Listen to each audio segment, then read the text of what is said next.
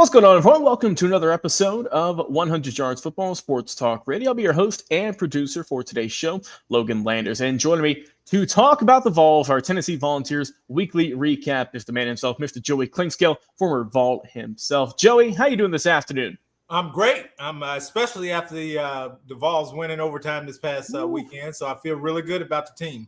Hey, you're not kidding. We'll talk about all of that. And also, of course, our legend segment. We'll keep it a little hush-hush for now. We'll bring them up here. You got to stay tuned to watch out who that's going to be, but it's going to be a great one nonetheless. Guys, if you enjoy the episode, like, comment, share, and subscribe. Of course, check us out Facebook. Check us out on YouTube each and every single week. Not just talking Tennessee. We talk about all things college football, legend specials, interviews, you name it. NFL as well, of course. Some high school also. Everything for you there on the channel. Just check us out and just you can scroll endlessly. We got tons of content we've done from years and years here on the show. So we appreciate that. And also, of course, like, comment, share, and subscribe. Go download our podcast as well on the Believe Podcast Network. So without further ado, with Joey Klingscale, let's get right into it. Tennessee Volunteers pull off the win against a very game Mississippi State Bulldog squad. And a game that not a lot of people, I think, had been nearly this close. I don't think any had to go into OT. But nonetheless, the Vols pulled out the win. Final score in that one, 41-34. Tennessee escapes with the win. And, Joey, sometimes I think that teams that are ranked as high as Tennessee is and that have as much, hype around them each and every single week, the fan base travels well. Sometimes you got to have these games that just kind of, make your hair stand up on the back of your neck a little bit. To just kind of keep you alive, keep the edge going. And it shows you, man, that you can't underestimate anyone. You can't take anyone lightly in college football, let alone, of course, as we know, in the SEC. So I just want to get your thoughts on the game itself and, any highlighted players you want to speak on. Obviously, we know the main man himself, tough guy on campus, Joey Aguilar. Boy, he is really rising up the ranks, I think, when it comes to, top quarterbacks in the future that, could get high picks in the NFL. Because, man, he has looked tremendous, not just, for Volunteers, but he's top 5, top 10 in a lot of statistical categories in just the NCAA. So, the Vols for a couple of years were looking around. They said, all right, we need some, high quality quarterback production. And it looks like they found it by the man from California there in Joey Aguilar. But let me get your thoughts, though, on the Vols and their very gutsy win against the Bulldogs. That was a really big win. It was the first road game of the year. In a hostile environment with the cowbells going and what have you. So it was big, and that's a young football team in a lot of spots. And again, it's a first road trip in the SEC for some of those guys, for Joey, for some of the receivers, the running backs, some players on defense. So that was a big victory for those guys. And, you begin to figure out what type team you have by the way you handle adversity. And they had some adversity in that game, and they were able to pull through. Yeah, they were. And like I said, obviously Joey Aguilar has looked great all year. He threw for 335 yards, 1 touchdown. Had 2 picks, like I said, that hostile environment. But nonetheless, he still had a good performance in terms of, production-wise. The running game, very balanced, right? Deshaun Bishop and Star Thomas both put some good work in. Of course, we saw Joey get it done with the feet as well, scored a touchdown with that. Peyton Lewis got involved all in all. But as a team, 31 carries, 136 yards, average 4.4 yards per carry, and 2 touchdowns. Not too shabby for the Vols in their rushing game. What do you think? Well, offensively, that's how you have to win football games. You can't be one-dimensional, just throwing the ball all over the place. But they were balanced. They ran the ball well enough to be efficient and effective. Joey played well enough. The numbers can be a little bit deceiving. He did have 200-yard receivers that game. The 2 interceptions hurt at times. They both went off the hands of the tight end there and were picked off. However, he has steadily increased his level of production every week. He's playing at a high level right now. As I would venture to say he's playing the quarterback position as well as any quarterback in the country right now, especially in the offense that they're in. So, these next 3 games after the bye week will be a real test for these guys to really see what kind of team Tennessee really has.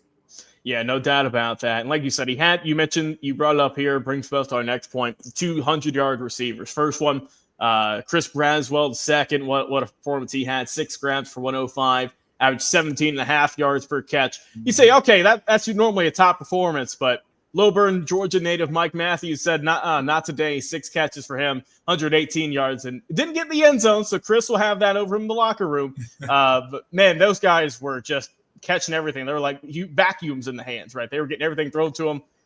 Great targets. You love to have that if you're Joey.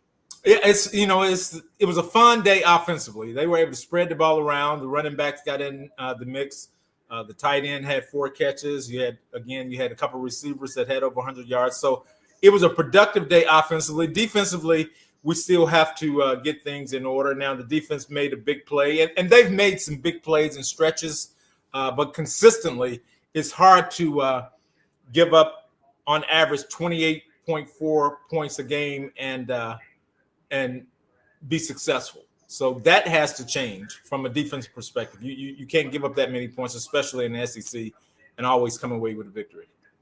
Yeah, that's to me, and I think a lot of Vols fans out there, they think that is the one kind of way, the area you can really improve on if you're Tennessee. We know the offense, they're putting up points in bunches. They got the big explosive plays, the great receivers, good running game, very solid attack on there. But you got to have a defense. You have to have, you got to have a better offense or a better defensive showing than what you had with Mississippi State, who just played one of the best games of the season.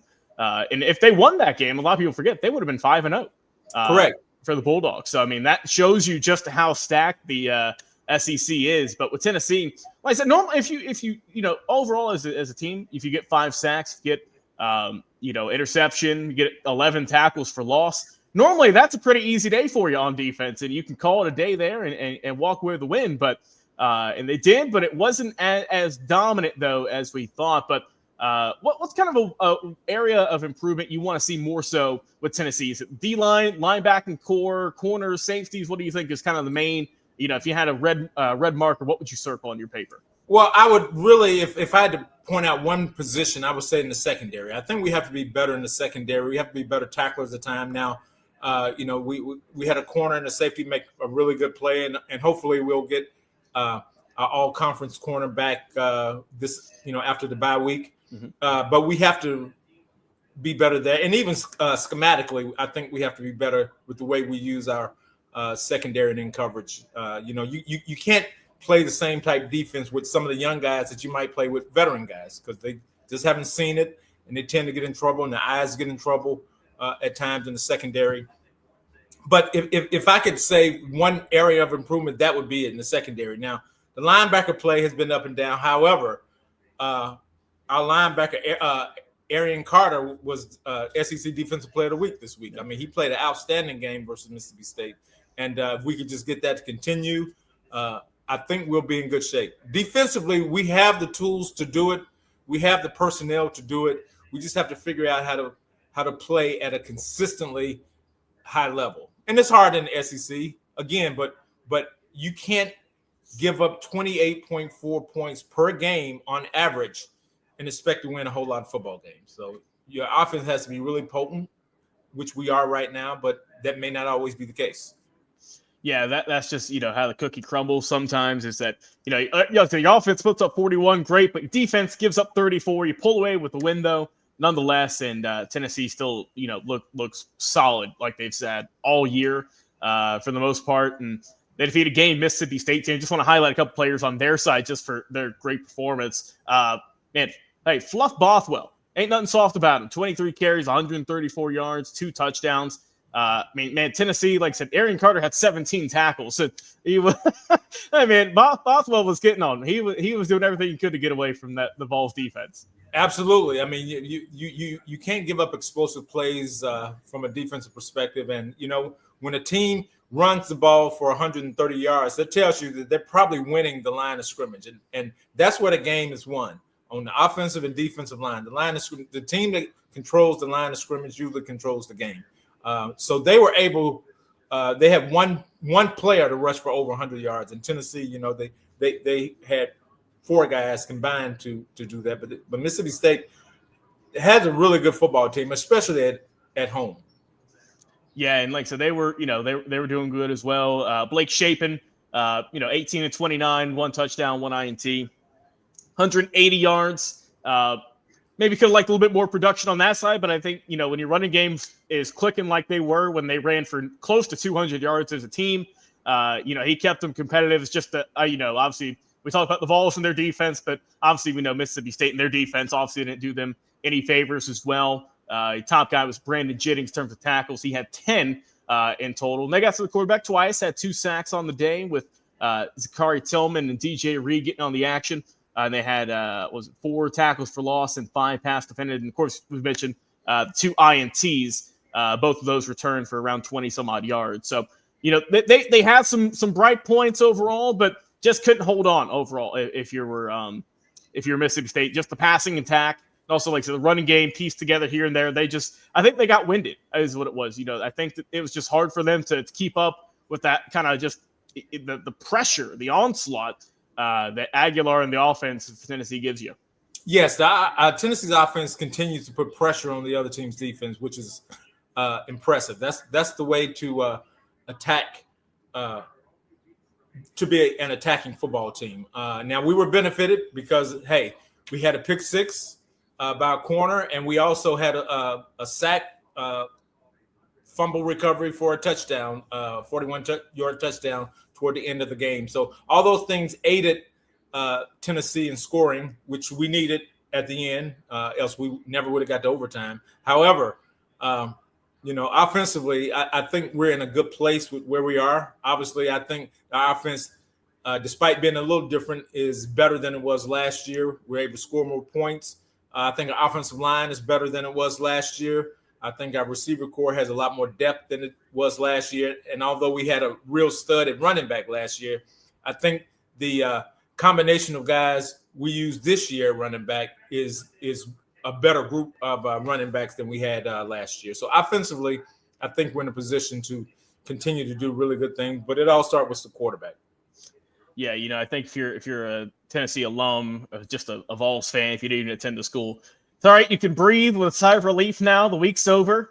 You got the win. You're still highly ranked. You look solid, and you get the week off, right? You get to relax a little bit this week. You're off now, but like I said, next week when we come back, we're going to talk about Tennessee versus Bobby Petrino and the Arkansas Razorbacks in a shakeup they had earlier this week. They got rid of Coach Sam Pittman, which, man, everyone was calling for him after their loss. And they went through with it. And Bobby Petrino back on the sidelines in his return to coaching for the Razorbacks after the issues they had, some odd 20-something years ago. That'll be interesting to see. So that's going to be a fun thing to talk about next week here with this Vols team and Vols program. But Joe, before we get to our Legends history talk, any final thoughts you got on the Vols win over the Mississippi State Bulldogs? No, I think it was a great win. Again, it was the first road win we had this season in a hostile environment, and we came through with a win. That's what matters, and we can grow from this. I think this week we'll do a lot of self-scouting, what we need to do as a football team to get better, along with scouting our opponent. Again, Arkansas may play a little different style of offense. It won't be a whole lot of differences. Petrino was already on the staff. But, Arkansas beat us last year in Arkansas, in a surprise. So I think we should come out hungry and ready to go this week. It'll be a big weekend for Vol alumni in Knoxville. So it'll be interesting. It'll really be interesting. But I predict the Vols will obviously play well after the bye week and win a big game. Yeah, you hope you can rest up, just kind of enjoy a little bit of time off to, relax, nurse up any, cuts or bruises you have, any nagging injuries. If you, woke up, got a sore shoulder, you get to ice it down and relax for a couple of days.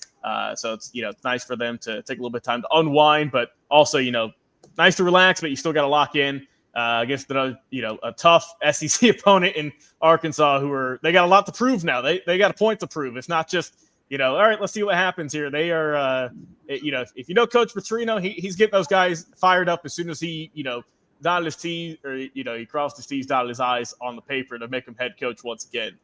So that's going to be a good talk nonetheless next week. But let's go ahead and move into our Legends segment. And, we got this going last week with Vincent here on the board. And we're talking about Mr. Harry Galbraith today. And what a great guy. From all the research I've done, just on the field, off the field, just like a stand-up human. Born January 1st, 1965. Yes, that is on New Year's Day, out of Clarksville, Tennessee. 6'1", around 280 is what they're listing here. Went to Clarksville High School out there, and of course played with the Volunteers from 1984 through 1987. And Joey, let's talk about the mountain of a man you see here. Oh, guard Harry Galbraith. Give me just your thoughts about him. Obviously, former teammate, I believe, and just thoughts on the big man you see up here on the screen with a great big smile on his face. I tell you what, Harry was a friend of mine. He was a frat brother of mine. I could talk about Harry forever. I mean, there was no one I was associated with in Tennessee who would have a bad word to say about Harry. Harry put a smile on everybody's face. His nickname was Harry Love, and that's the way he always had a smile on his face. He was a fun-loving guy. He left this earth too soon. He passed in 2010. But what a phenomenal individual. He was a Jacob Award winner at his size, which is the award given to the best lineman in SEC.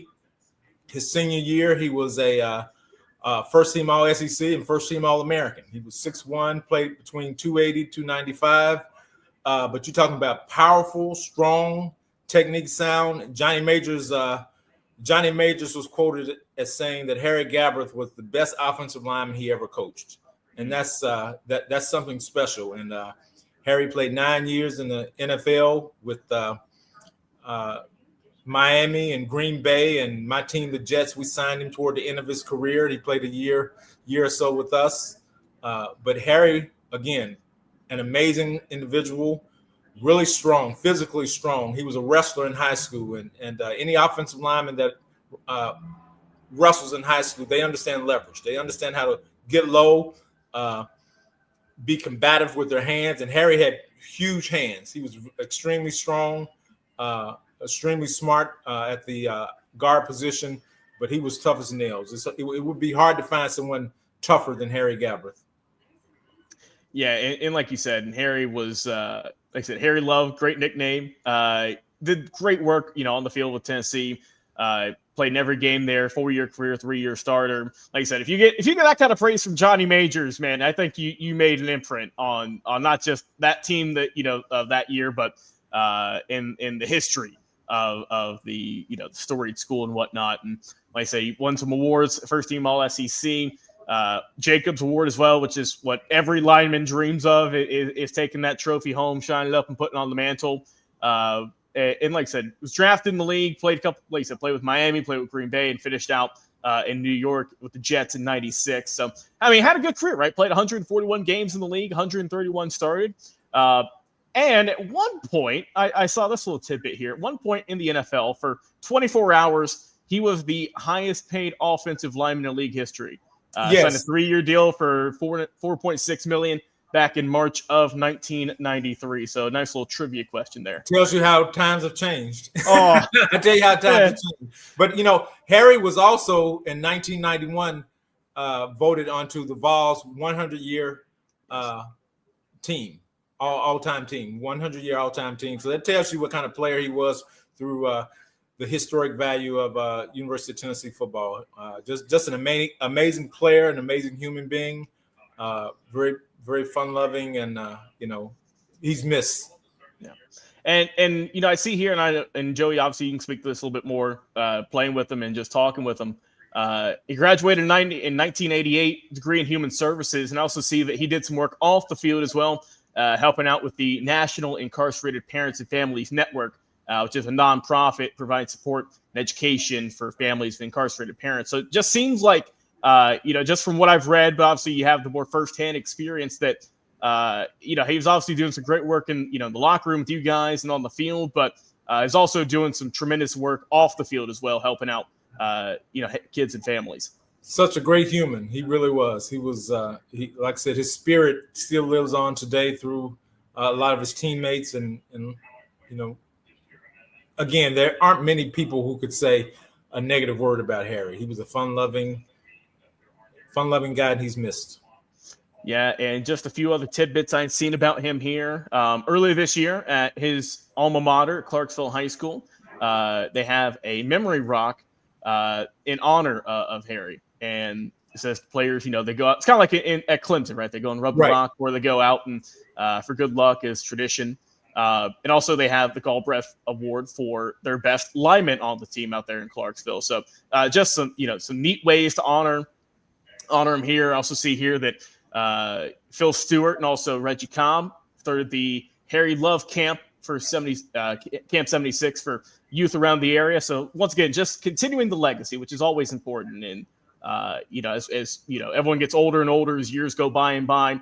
That's what we do here on the channel. We always talk history. We talk about guys from years gone by who you might have loved as a kid growing up, or was your favorite player, or someone you might not know.